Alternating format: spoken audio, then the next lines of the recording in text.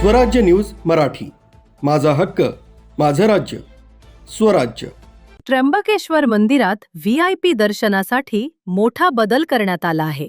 त्र्यंबकेश्वरला VIP दर्शनाचा होणारा काळा बाजार लक्षात घेता हा बदल करण्यात आला आहे।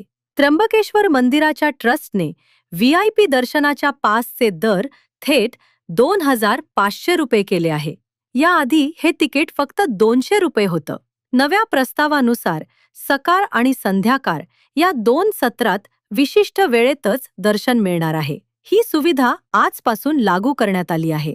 भाविकांच्या मागणीनुसार त्र्यंबकेश्वर मंदिर ट्रस्टकडून हा निर्णय घेण्यात आला आहे आणि त्याचबरोबर मंदिर परिसरात अवैधरित्या जे व्हीआयपी दर्शनाचं रॅकेट चालवलं जातं त्याला छेद देण्यासाठी त्र्यंबकेश्वर मंदिराच्या ट्रस्टकडून हा निर्णय घेण्यात आला आहे।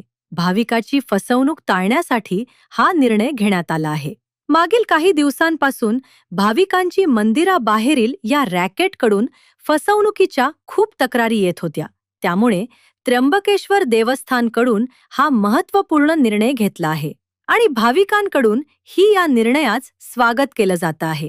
ब्युरो रिपोर्ट स्वाती शेलार, स्वराज्य न्यूज मराठी, त्र्यंबकेश्वर।